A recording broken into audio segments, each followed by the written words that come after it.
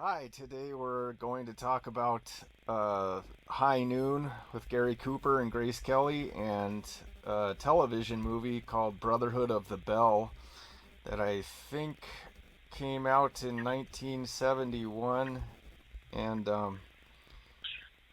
Glenn Ford stars in it and William Conrad has a part in it as well. And both movies uh, kind of revolve around an individual that is put in a position of extreme hostility from his environment and can't really find anybody to assist him from his friends or family. And so that's something that both of these movies have in common. But we're going to start out with High Noon. So do you want to take it from there, Michael? Okay, Brendan. Uh, I was struck. I hadn't seen the picture in a long time, maybe 20 years. And from the very first image, the classic artistry of it, you're in a kind of Greek tragedy. I don't think it's an accident that the Greek tragedies were performed at noon.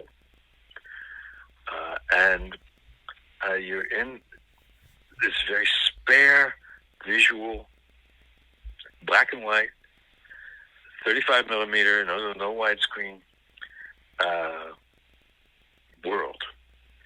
And from the first shot, the composition is precise and very beautiful.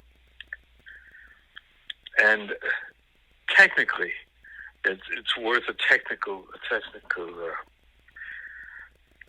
parenthesis here. The shooting is done very realistically. You can almost believe it's on location. The outdoor shots are, I imagine, on the lot, but they blend in with some background shots that are clearly on location. But then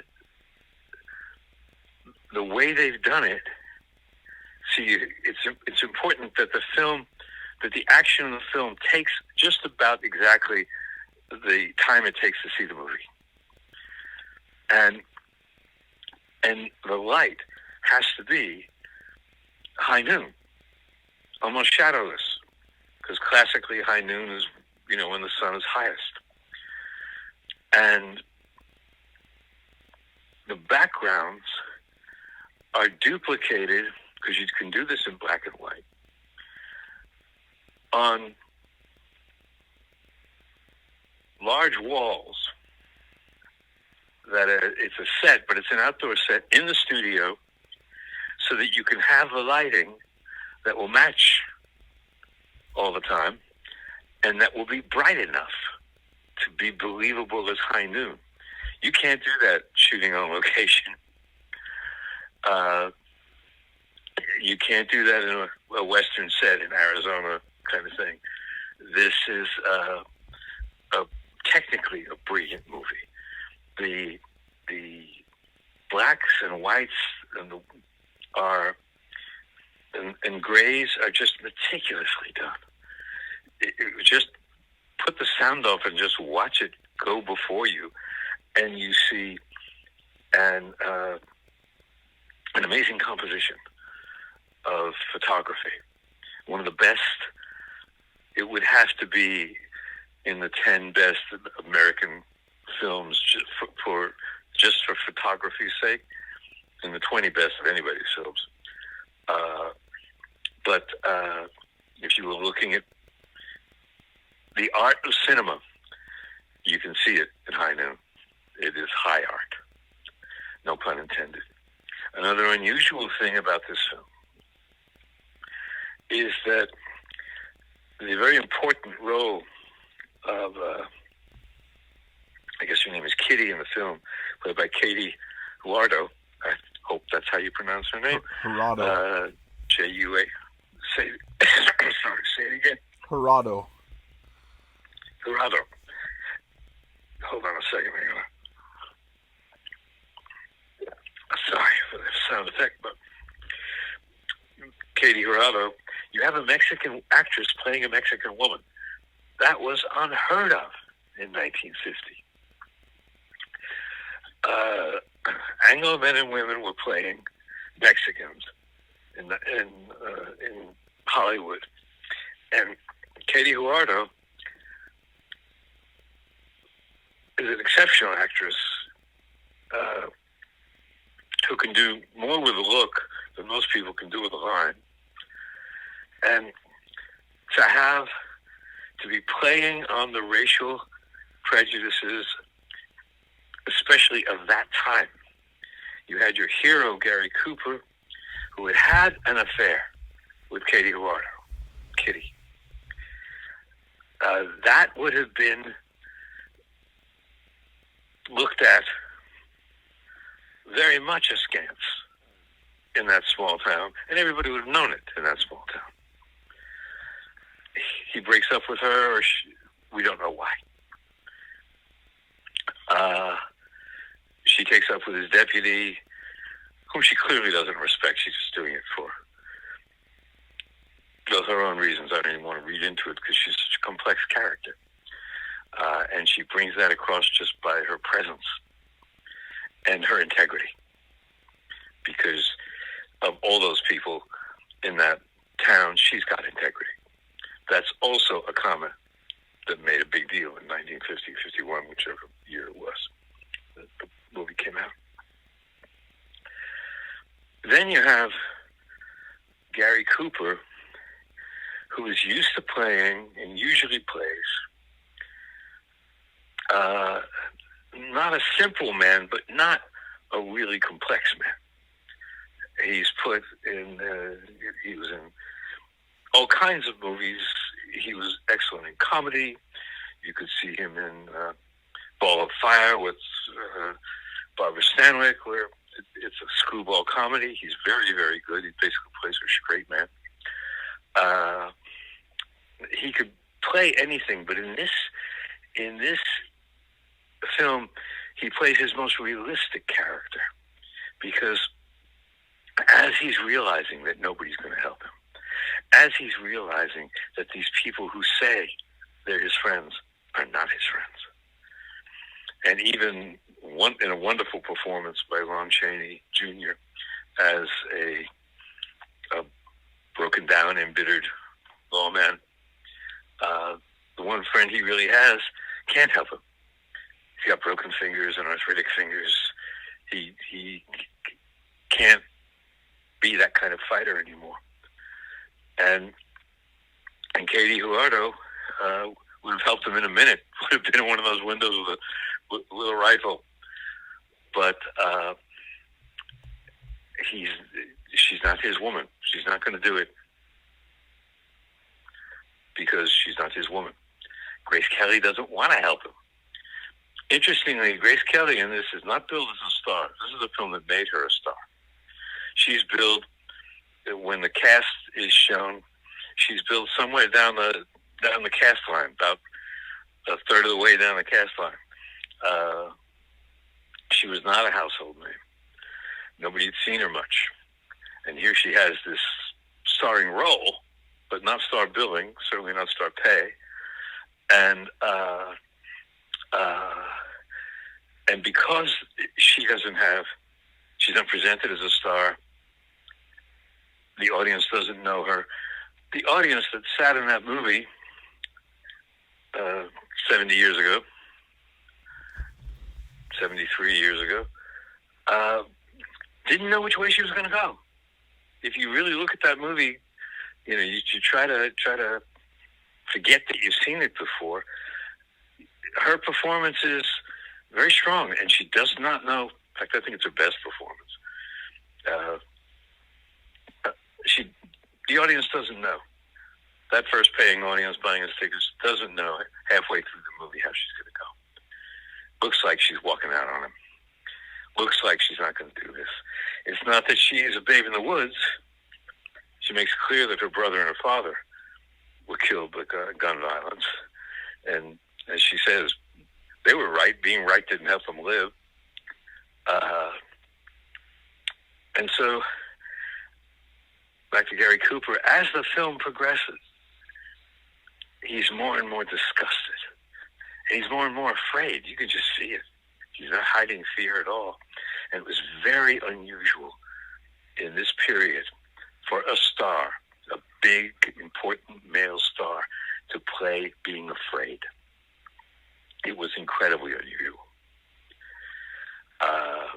You think of the male stars of that time, from the 30s, 40s, 50s, and how often did you see one really afraid?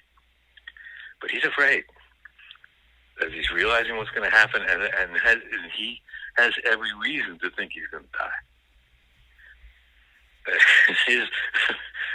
His deputy, Lloyd Bridges, the father of Jeff Bridges, he makes things worse by trying to beat the shit out of him to get him out of town. And then he does beat and the then shit and I forgot. Yeah, I mean, it's a really bad fight. They make the fight, like these guys are really getting hit. And if you've ever been really hit, you know that that's not easy to just get up and walk away from. And he does a scene that I totally forgot about, but that's really important. He does this very practical thing. He goes to the barber. The barber in that day, in the 19th and early through about half the 20th century, they gave shaves with hot, wet towels and stuff. That's how they softened the beard. They didn't only cut hair; they gave shaves. In the West, they pulled teeth. And the barber sees the shape he's in and knows what to do. He puts a hot towel on his face. He dresses the wound some. And when he's done, you see him brushing the dust off Gary Cooper's clothes. And he knows where Gary Cooper's going. He's not going to help him. And he stops the hammering, because he's also the undertaker. And there's a bit early in the film, his assistant says, we've only got 2 coffins. And they go, well, hurry up, build some more, because we're going to need at least 4. And he tells the guy to stop hammering, and then at the end of the barber session, Gary Cooper tells him, you can tell him to start his work again, lines to that effect. And then he faces, it's such a critique of basic, decent people, bourgeois, white life, because these are all good people, quote unquote. And the reasons they give for not helping him are, well, nobody else is helping you, so I'm not going to help you, one guy. Another blames it on the people in the capital city in the north who did this bad thing, and it's not their problem. It's not the citizens' problem. It's the government's problem. The government hasn't done it right. And another one is saying, the guy he thought he was his best friend, played by Thomas Mitchell, played very well by Thomas Mitchell, is saying, this town is starting to mean something. We have a big gunfight here today. It's going to be in the papers all across the state. And they're not going to want to bring business to this town. He wants this town. Means something means this town is about to be profitable. And people could bring their businesses here. People could want to settle here. The real estate will go up, blah, blah, blah. So he's supposedly Gary Cooper's best friend there, besides the sheriff, the broken down sheriff. And he wants him to leave. And it's clear that Grace Kelly, she has so gotten to the heart of this middle-aged lawman that he actually, when they leave town at first, they get married, and they're leaving town. Nobody knows that these outlaws are coming. That this guy's gotten out of prison.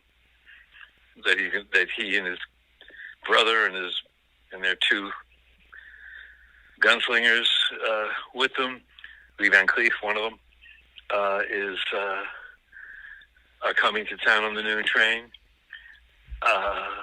So there's the wedding, and then they find out that the bad guys are coming, and they convince him to leave town.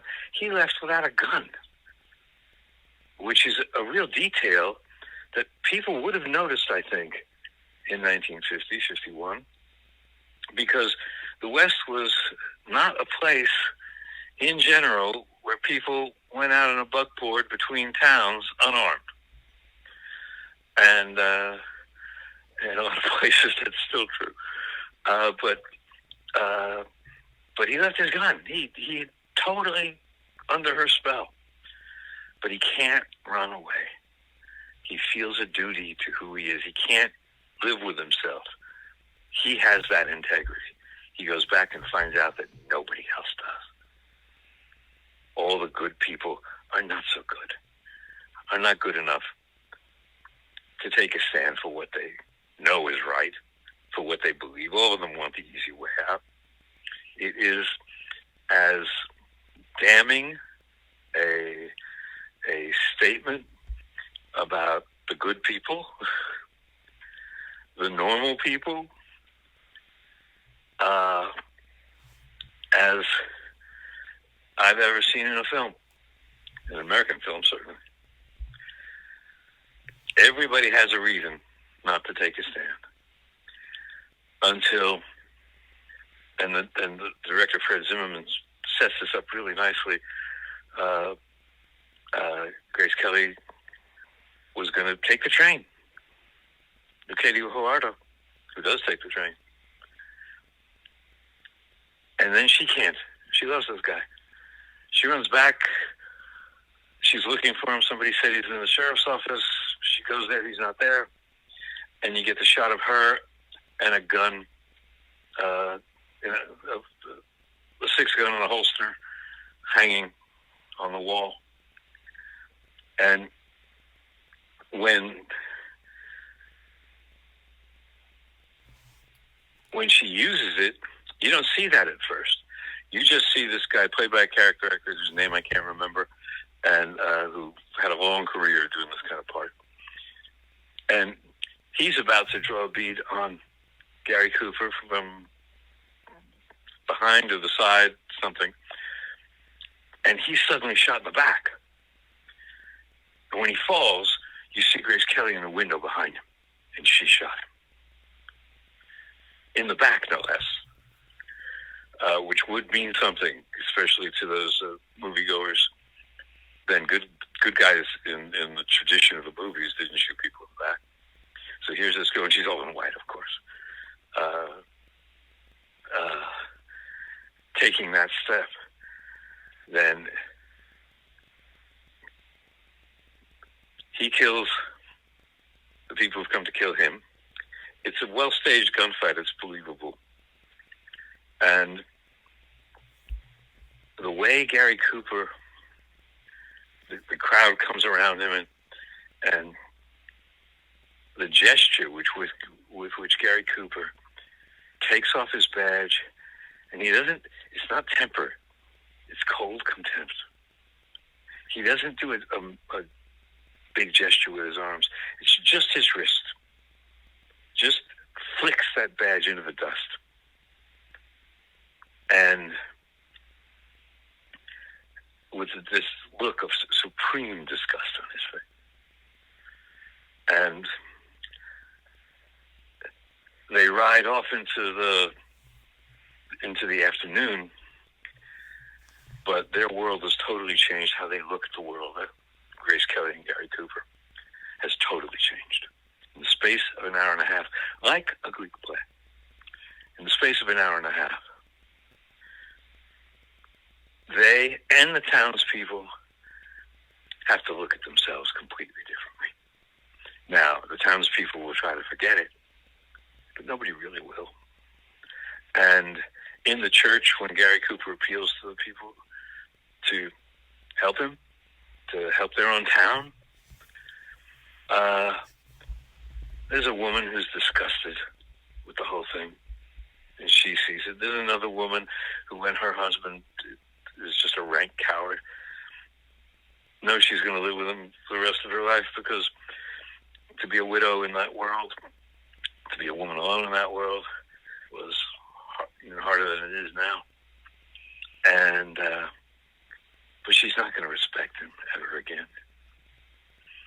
And Gary Cooper and Grace Kelly are going off into a new world, as far as they're concerned. So it's a classical movie in much more ways than one, because it's not a movie about an individual. It's a movie about a community. It's not a movie about being a hero.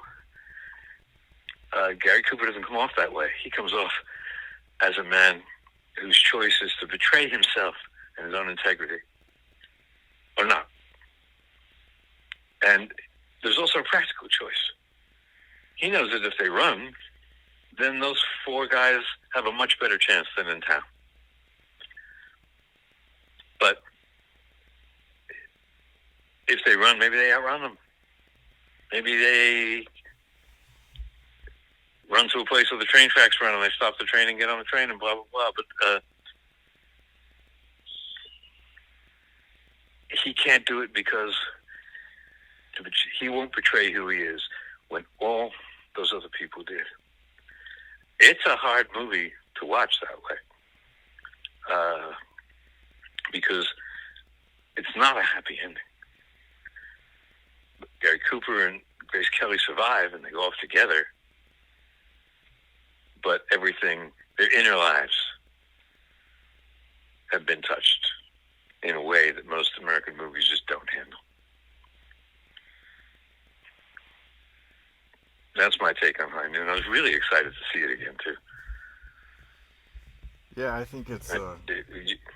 I kind of distinguish Westerns between Westerns that occur within one town and then Westerns that are like traveling Westerns, like The Searchers. Mm-hmm. And I guess one is kind of like a gunfighter Western, and the other one's, I don't know what you would call it, kind of traveling Western or something. But when you said you could turn the sound off on it and watch it, that's the first thing that I thought when I started watching it, was that most of it is shot just like a silent movie.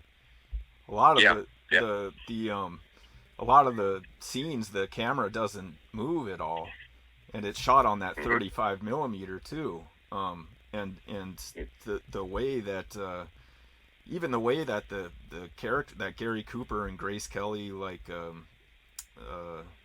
work together is kind of like one of those old silent movies where they're in a lot of they're expressive, and those scenes with Lon Chaney and Harry W. Morgan and his friends that turn out not to be good friends and everything, those are also shot like those group scenes in a silent movie. And in those scenes the camera doesn't move, right, like those wedding scenes. But yeah, the Gary Cooper character is something that I don't think I've ever seen in another Western. Somebody that's that sensitive, showing that much sensitivity, and isn't playing a drunk.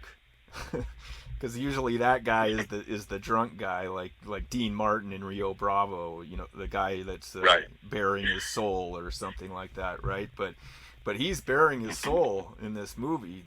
There's two scenes. There's one where he walks out into the middle of the street and the whole town's pretty much, everybody's inside, and he's all by himself, and you see him actually shaking, and his shoulders are up around his ears, and he's just kind of looking.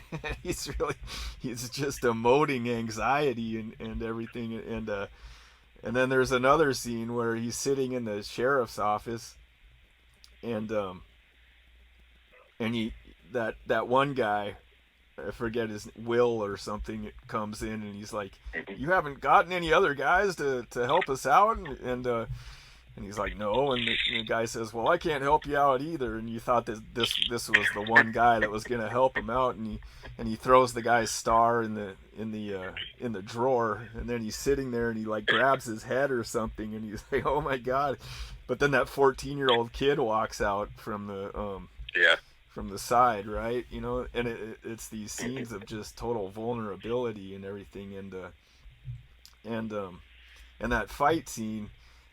I guess Gary Cooper had a had a back injury and a bleeding ulcer when he was filming that, and they wanted to use a stuntman, and he refused to use a stuntman, and it's it's it's a weird fight scene because parts of it are really unrealistic. Parts of it are like, here, Mhm. hold your head right here so I can punch it, Right. perfectly. But then the wrestling parts are pretty like realistic, and the parts Yeah. where it's another part where Gary Cooper is like showing vulnerability, where Bo Bridges just knocks him, into the wall, and he's like, "Wow, I just got really hit," and it's really believable, and Yes, it is believable. I thought that happened a little harder than they wanted it to happen. yeah, I think he was actually experiencing some physical pain Yeah. in that scene. Um, but yeah, overall, I mean, Gary Cooper's performance in that movie is, I think it's one of his best performances. I can't think of a better one, but he was Oh in so yeah. many I movies. think that's his best performance. Yeah, he was in so many movies that I couldn't say for sure about my opinion on that. But Well, he made a lot of movies, but that's the movie that sticks out. yeah, And he was good in many movies. We could talk about Gary Cooper movies all day. yeah. But But he doesn't just yeah. show the vulnerability after all the threat starts. He shows it in the wedding scene too. He's Yes. he's Yes. extremely what do you call it, under um, kind of introverted in that wedding scene, Hmm. and he takes her aside, and he takes her into the other room and says, I'm gonna really try. And there's this kind of background to the movie of why was he involved with Katie Hirado, and what's Hmm. going on there, and what is the history there, because she's also connected to the guy, the big villain guy, right? Like she had an affair with that Hmm. guy too. um, and and her character is really really interesting too, because it's kind of intimated that she's a madame too, right? Like Hmm. she's in Hmm. charge of Yeah. that hotel. That guy comes. She asked that guy to come, that business owner to come, because she wants him to buy her out of some business that she had kind of gifted him in a way or something, and Hmm. he mentions his wife, and she gives him this look like, it's a weird scene. Yeah. Like it's never really explained, like why.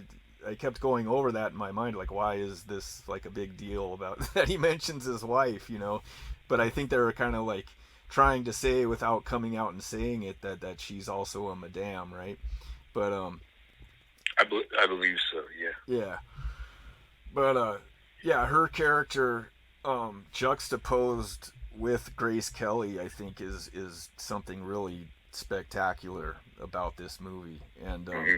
And it's weird too, because their physiognomies, like Katie Hirado is totally asymmetrical features, which is a Hmm. weird thing in a movie. Hmm. It's not totally bizarre to have like a Mexican actress in a western or whatever, but to have just like one eye's way up here and the other one's way down here, and Hmm. her whole face is kind of shifted and everything, juxtaposed with Grace Kelly, who probably has the most symmetrical um, Really. features of any actress I've ever seen. It's like flawlessly symmetrical. And people like when I think that people, when they first saw Grace Kelly on screen, they're not going to expect her to have the depth of acting ability that she has, or emotivity that she has. And I thought of uh, when I was thinking about that, I thought of how she gets sentenced to death in Dial M for murder, right? Like she plays somebody that is sentenced to death in that movie and plays it well. Um, but I think the juxtaposition of those two characters is really cool, and how one is like street smart, um, and is kind of seeing the hidden tactics of everybody. Like she sees right through Beau Bridges, and she knows exactly what Gary Cooper is going to do. She knows what each character is going to do before they do it. Like she knows everything that's going to happen already. She sees the subtext to everything.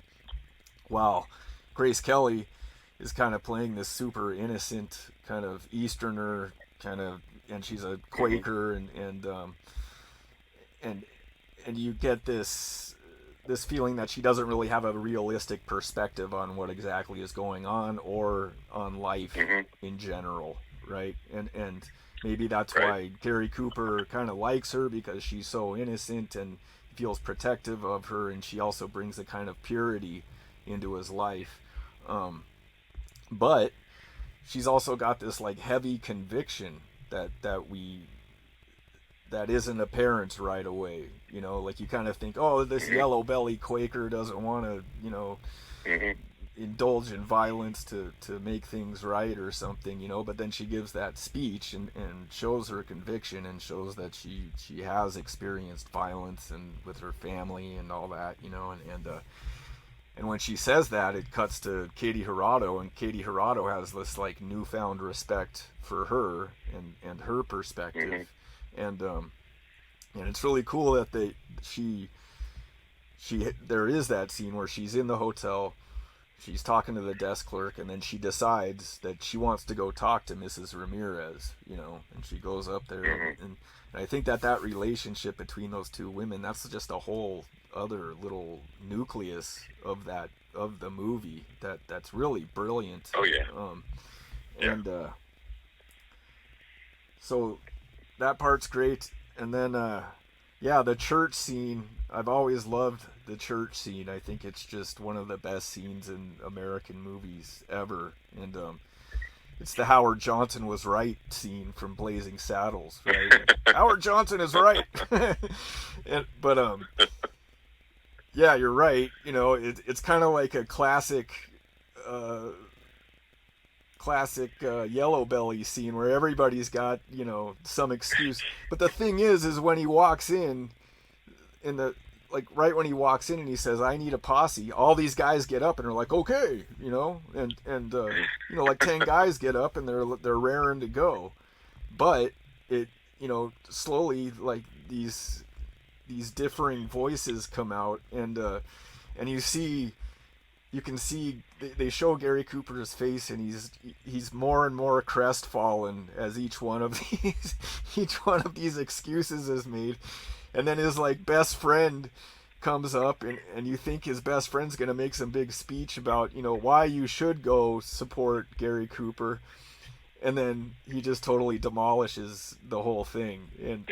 And yeah, I mean the whole crestfallen Gary Cooper thing is a big part of this movie too. That scene, that expression on his face at the end of that, and I think that's another contempt moment, or subtle contempt moment, but also he's contemptuous, but he's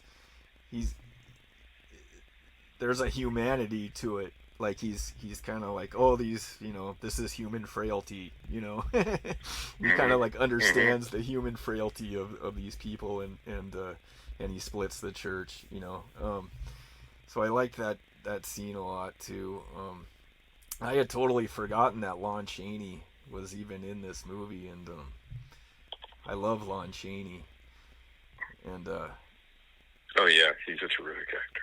you half expect Lon Chaney to just show up, like walk out of an alley at the end of the movie, right? When he's Hmm. when he's about to have the conflict with them, but that would be kind of cheesy, and it would kind of it wouldn't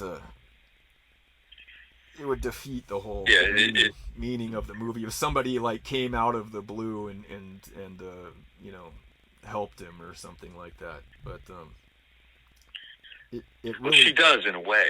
yeah, but she does, but but because of her development with Katie Huardo, yeah, uh, yeah, it makes sense. uh-huh, yeah, true, yeah, um yeah, they could have done a bunch of cheesy shit. They could have had that 14-year-old kid come out and like get shot Yeah, or something, yeah. or you know, and Bo Bridges just kind of like disappears after the fight. And but the Bo Bridges, I mean, he always plays like kind of a despicable person, like glad handing, backslapping, despicable guy in movies, but he does it very well. You know, he plays that character really well. Yep. And the bad guys were really good. I mean, they don't say much. Lee Van Cleef never says anything in the movie, but he's very Lee Van Cleef. I think that this might have been his first big role. I mean, it's not a big role, but I think that I don't. Well, it is a big role, actually. I mean, yeah, his presence. He gets there first. yeah, He's a bad guy who gets there first, and he's waiting. right, And you just look at him, and you know he's a bad guy. yeah, yeah, in the iconography of Western movies yeah, at the yeah. time, you know he's a bad guy. Yeah, And you've got that music going, and he's outlined in this fantastic visual composition, and yeah, he's bad. And he doesn't have a line, but he is a presence. He's such a strong presence. yeah. I guess Stanley Kramer wanted him to have a nose job before he put him in the movie. Isn't that crazy? Like that is, I mean, Lee Van Cleef is that nose. You know, it's. I mean, Yes, it really. wouldn't be Lee Van Cleef without it. But yeah, I like the bad guys a lot, especially the main guy who gets off the train, and that was another real silent movie part too, where something about that was Definitely. very, He hardly has a line, yeah. and as an actor, I never saw him before. I never saw him again. Really? Yeah. He looked familiar, like I've seen him in something else, but yeah, I can't think of anything else that he's been in. But he's perfect for the role, right? And they don't. It's weird. They don't show him when he gets off the train, and they don't show him until he looks at Katie Hirado, right? Until he glances at her, and it's I don't know. It's just this weird ominous thing in a way. They don't talk to each other much, and they don't talk much at all, and it's very ominous and dark, and yeah, they're great bad guys without being extravagantly bad guys. Yeah, the directors, and also parenthetically, Jack Lamb, who would play a bad guy for the next 20 years, is kind of the good guy drunk in the cell, whom Gary Cooper lets out of the cell. That's who that was. And shoes on his way. Yeah, oh, that's Jack Lamb. I noticed that too. Yeah. I forgot his name, but I'm like, that's the young version of that guy, of Jack Lamb. Yeah, that's a great part too, when he's it's probably like in his darkest hour, and he wakes up the drunk guy and walks him out. Yeah. Trying to, you know, it's funny, that scene where he walks out into the street and he's all by himself and he's all deserted and he's nervous and everything, and the camera goes up, right? Like it floats up into the sky to show the empty town, and I could see Burbank in the distance, you know, and I was like, I know that smog, even even in black and white, I know that smoggy, you know, eucalyptus tree out there, and yeah, it's funny. But yeah, it's a great movie. I can't. The song is really good too. Tex Ritter, I guess. He Yes, didn't write yes. it, but he played it, and it uses all these weird effects, especially in the first opening scenes, where there's this real like down and dirty kind of I don't know what kind of instrument it is or anything, but it's kind of like this grinding sound, and it plays over and over again through the Hmm. movie, um, which I thought was really interesting. It's just a kind of a strange effect of the movie. So the director is, what was his name? Fred Zinnemann or Frank Zinnemann? Fred Zinnemann. Yeah, Fred Zinnemann, yeah, and he directed From Here to Eternity. really, huh? Hmm. Hmm. Because it's there's so And many different. I mean, there's just countless little maneuvers and tricks that he uses in the movie. Um, and I would like to know if he purposefully made it very silent movie like. He must have, in a way, oh, because it's I'm sure he did. I'm yeah, sure he did. yeah. Trying to think if there's anything else I wanted to say about it. Um, yeah, I don't think so. I think I said pretty much all I wanted to say. You have anything else to say about it? No, I think we covered it pretty well. Now, why don't you start on the Brotherhood of the Bell? Okay. Yeah, like I said, it was a TV movie. Um, I think 1971, maybe 72. Glenn Ford, William Conrad are the only two guys that I could name in it. You probably would recognize more of the actors. Dean Jagger, Dean Dean Jagger, Jagger, who right? was a excellent supporting actor his entire career. I think he got an Academy Award for one of his things. He's in. He plays Elvis Presley's father in King Creole. He plays an officer, an older officer in 12 O'Clock High. That may have been the one he got the Academy Award for. A very dependable, very intelligent character actor. And he has that voice. Dean Jagger has a voice that only Dean Jagger has. And that really works in the Brotherhood of the Bell, Yeah. where basically he is you wouldn't call him a bad guy or a good guy. He is the man. He is the Yeah. Sort of source energy. He's not even the boss, because the Bell is the boss, really. Right. I But guess I anyway, would tell them call it about Brotherhood of the Bell. the eminence grease or the ominence grease. Um, Yes, yes. the gray eminence. Yeah.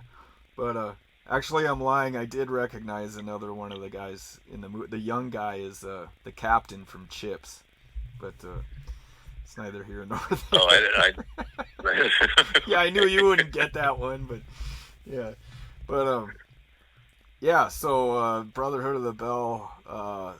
It's about Glenn Ford attends the initiation of that young man into I guess you would call it a cult called the Brotherhood of the Bell, and it turns out that this Brotherhood of the Bell is made up of very influential people that all went to one university, to St. George's University, and if you join this cult, then you're basically get anything you ask for, but you'll be asked to do something eventually, and you have to do it.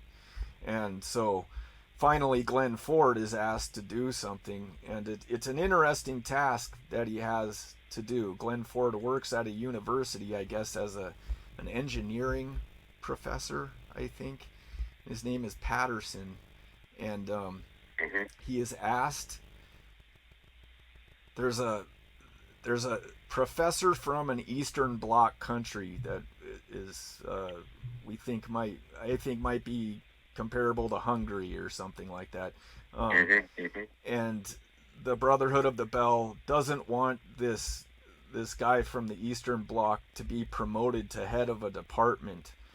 And so Glenn Ford is tasked with getting him not to accept the promotion to the head of this department, and they give him a means of blackmailing him, and the means of blackmailing him is to expose everybody that helped him to escape from this Eastern Bloc country, which means that they'll all be executed by the Soviets or whoever. So the professor just can't take it and either kills himself or is murdered by the Brotherhood of the Bell. Glenn Ford feels I think he kills himself. Well, I think it's a suicide. Yeah, I think they kind of intimated that maybe he was murdered or maybe he committed suicide or something. I think they intimated a little bit that it could have been a murder or something. So Glenn Ford feels extremely guilty about this, which I kind of felt like apprehensive about that part of the movie, because he's a part of this like underground cult, yet all of a sudden he has this giant conscience about this, what happens with this guy. I thought they could have played that a little. Well, they were apparently best friends. Okay, yeah. Was the impression I got.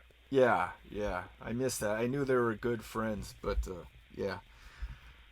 So he feels very guilty about this, and he says, "I'm going to expose the Brotherhood of the Bell." And he, I forget exactly how he goes about it at first. He tries to tell the media about it and tries to bring attention to this Brotherhood of the Bell, and finds that a lot of the people that are close to him in his life are part of the Brotherhood of the Bell, and pretty much everything that he has, including his wife, is due to him being a part of this cult. And it gets more and more claustrophobic and paranoid over the course of the movie, with different instances of people trying to kill him and break into his house, and he keeps finding out that more and more people close to him are part of the Brotherhood of the Bell. And it kind of all culminates in this weird scene where William Conrad is a kind of, I wouldn't call it Jerry Springer type guy, more like a... kind of Rush Limbaugh. No, I wouldn't call it... it was kind of prophetic. Because Rush Limbaugh didn't have that, like, I'm going to have somebody on and be confrontational with him thing. It was kind of... Right. The best thing that I could compare it to is Wally George, which nobody else outside of LA is going to remember. Do you remember Wally George? Yeah. He had long white hair. He was exactly like that. Like, he would bring people on just to confront them. I remember Blaise Bonpane went on his show once and ended up flipping his desk over. But he would have people on just to get in fights with them and just to ridicule them, and the whole crowd would start ridiculing them. And I thought that was really weird, because I don't think Wally George was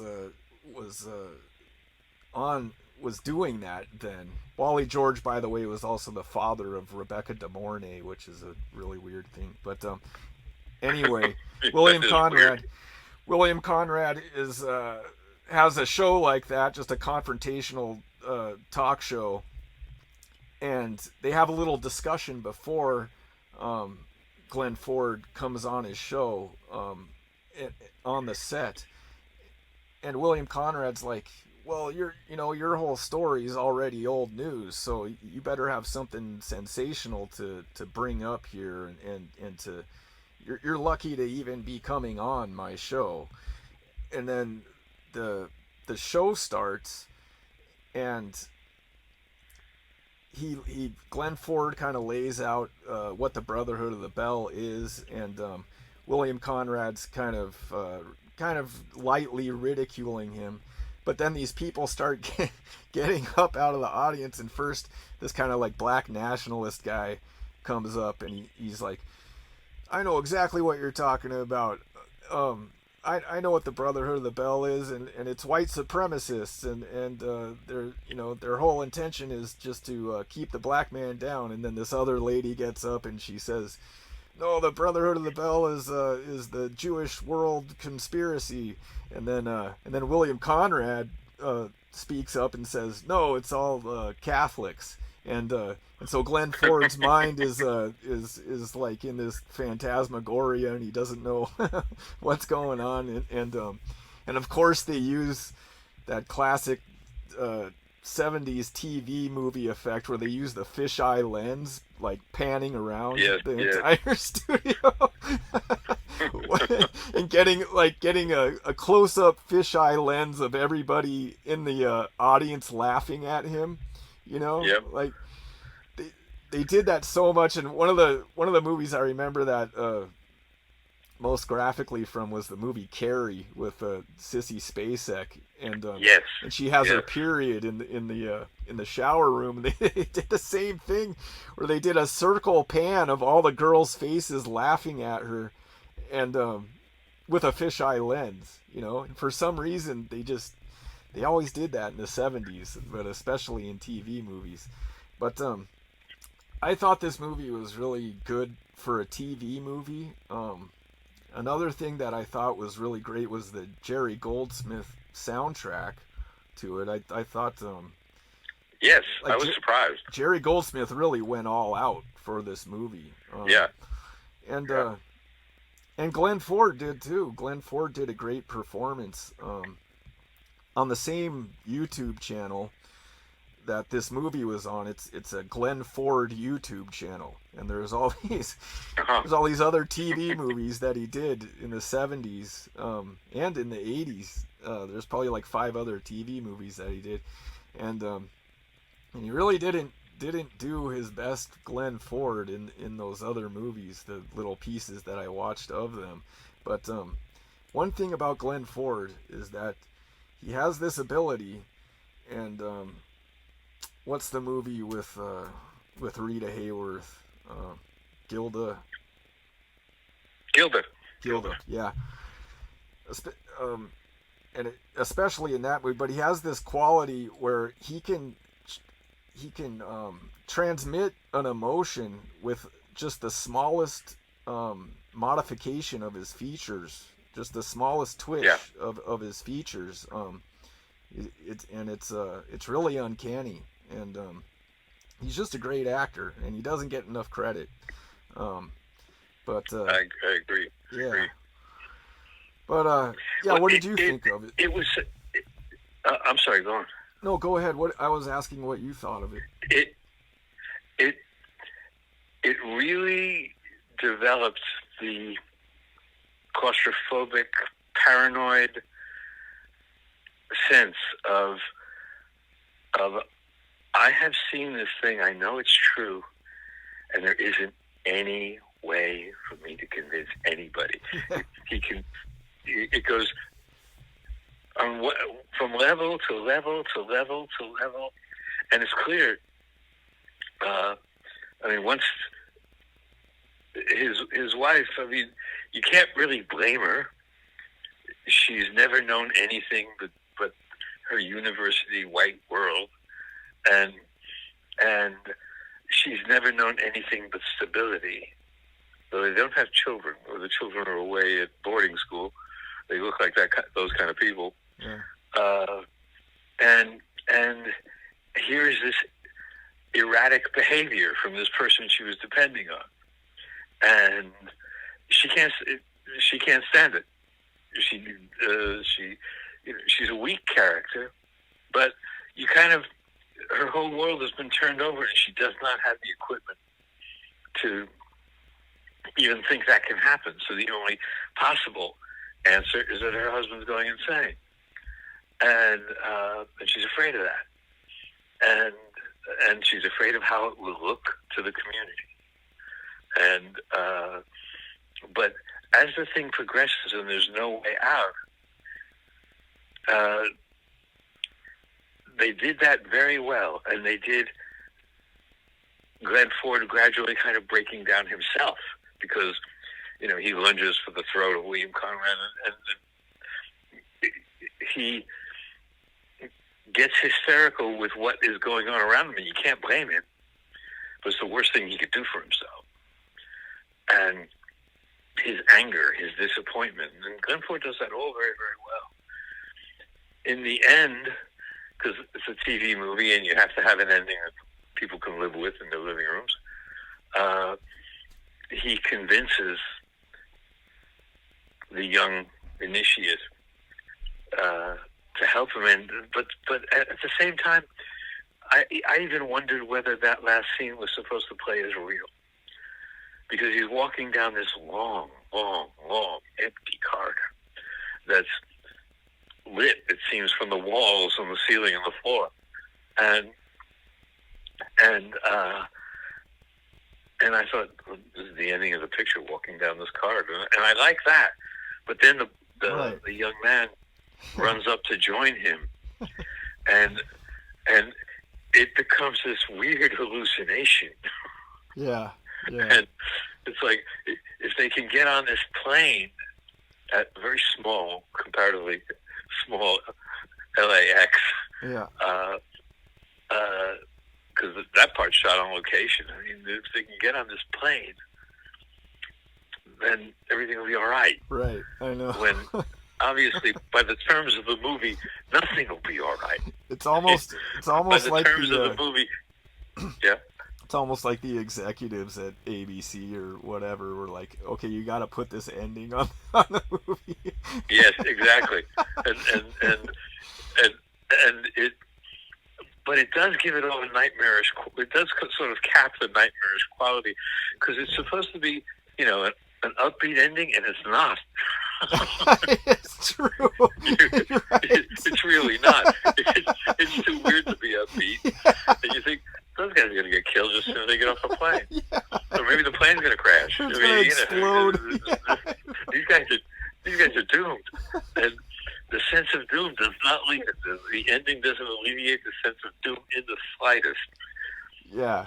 No, I can just see the writer, at the meeting saying, "Oh, like the young guy should stab him or something," or Right. And then the executives are like, "No, Which is part of what I thought was going to happen. I thought the young guy would come to kill it." Yeah. But they were probably like, "This movie is so freaking dark already. There's no way we can do that at the end." And to give it credit where credit is due, it was really taking on some things. Yeah. That wasn't what one saw on television in 1970, 71. Yeah. That kind of atmosphere, that kind of reach, that kind of dealing with issues. I mean, issues were present in this thing. They didn't deal with them, but those issues appeared. That sense of the normal being secretly, absolutely sinister, which is different from what the deal is in High Noon.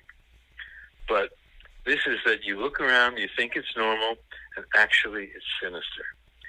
And of course, a lot of people in 1970, 71 were beginning to see the United States like that. Yeah. Yeah. Elsewhere in the world. Right. Yeah, I didn't really know what to make of what they were trying to. I guess I understand what they were trying to do in the William Conrad scene. With everybody's trying to blame like a different group of people, mm-hmm. But he knows the group of people, and it's like none of those people that they're talking about, and it's funny too when the black guy gets up. And he's like, I know exactly what you're talking about. And you see this look of hope in Glenn Ford's eyes. Yes. And then it just all like falls apart. But one of the things that I had forgotten about that I really wanted to talk about with this movie, and it's hard for me to, I'm going to try and articulate it as best I can. But the kind of suburban upper academic life in California, the houses and the interior decorating and the kind of hermetically sealed suburbia of that time, where Yes. where Yes.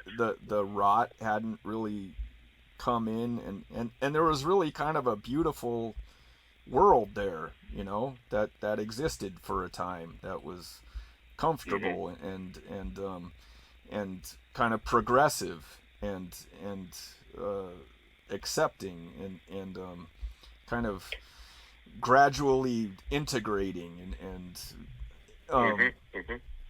and that I interacted with that a lot in my childhood, not like directly, not like I lived in it, but I'd visit people's Mm-hmm. houses and my mom would always just had a lot of people that she would go and visit, and they were always very welcoming Mm-hmm. and in that way, and it's something that's made fun of a lot, I guess, when they call it wasps or bourgeois or something like that. But these were very, gentle, progressive people and I Yep. love their interior decorating style too.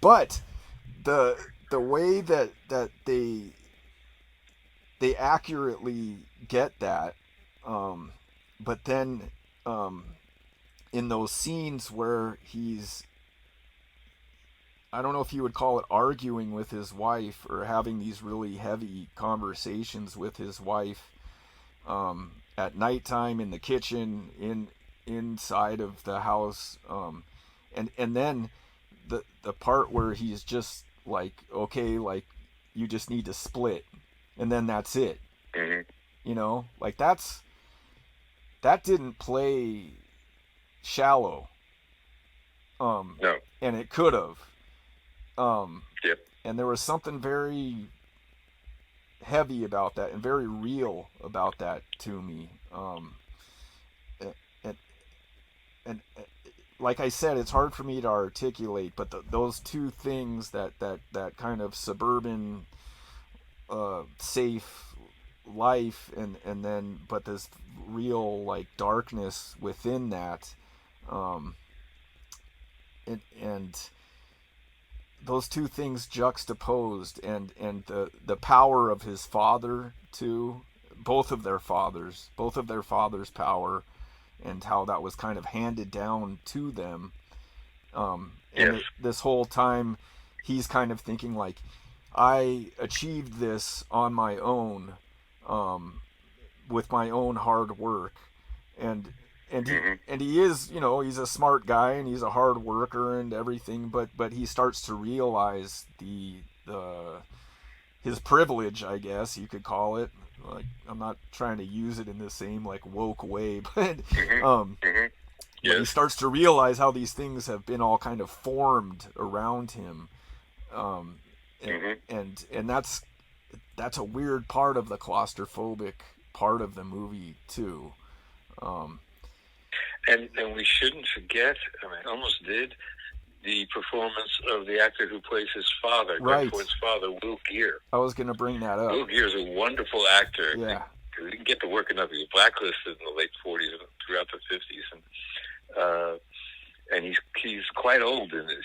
He died not soon, not very long after, and but he does a fantastic job for the short time he's on screen. And he's another guy like Dean Jagger, and they have a scene together. No, they don't have a scene together. He's the other guy has a scene with. But he's another guy who's got a voice that only he has. Except his voice sounds like it comes out of the soul of the West, Yeah. of the Western United States. Yeah. No, he plays that character very realistically. Yeah. Mm-hmm. He does have a scene with Dean Jagger, I think. Doesn't he confront him and No, the one he confronts is the father oh, yeah, okay. Yeah. of Glenn Ford's wife, Glenn Yeah. Ford's father-in-law. Yeah. Yeah, that's an Uh, interesting similarity between High Noon and in Yes. this movie too is that wife figure is very Grace Kelly-esque too. And there's like this Hmm. giant age difference too.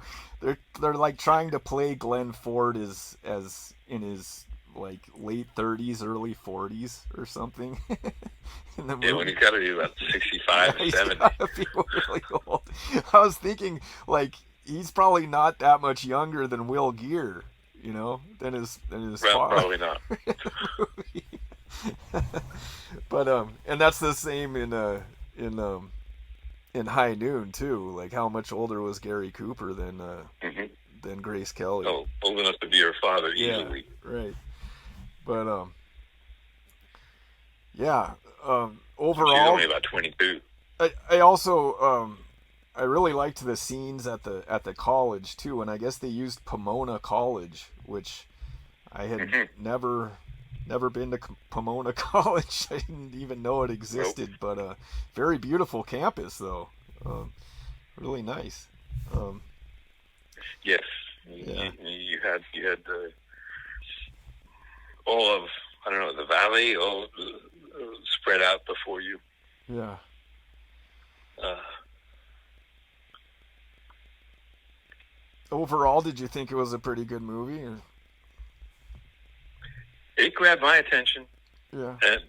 and as it kept on going, uh, you know, it was a movie that was about something. And it unlike most of the TV movies of the era, and it was quite well done. And as you say, Jerry Goldsmith, who hadn't yet done the Chinatown score that made him super famous, but you see, this is no ordinary uh, musical score. This score is really doing something with the story. Yeah. It's almost a character in the story. Yeah. Yeah. No, I thought it was exceptional. Yeah. In the style of the day, which was a limited style, but in the style of the day for a TV movie, I thought it was radical for a TV movie. My God. Yeah. Me too. Yeah. I don't think they ever played it again on TV. At least that's what I hear. And it just showed up on YouTube somehow. But the I also noticed that the set for the William Conrad talk show was just they just painted the wall like mauve, and then Hmm. they took some like paper plates and spray painted them orange and glued them to the wall. That was funny. But yeah, I wonder how big of a budget that they were given for this movie because it could have been shot with a pretty low budget. I mean, besides the actors' fees. So probably the budget went into the actors. Yeah. I Yeah. mean, you got Right. Dean Jagger and Will Geer and Glenn Ford. Yeah. And you had somebody who had a star name, and in the 40s and 50s, was a star. Wasn't top tier star, but he was a star. And but as far as the production goes, no, they had. I'd bet that they filmed it in a couple of weeks. Yeah. Yeah. Well, all right. That was a good discussion. All right. Yeah.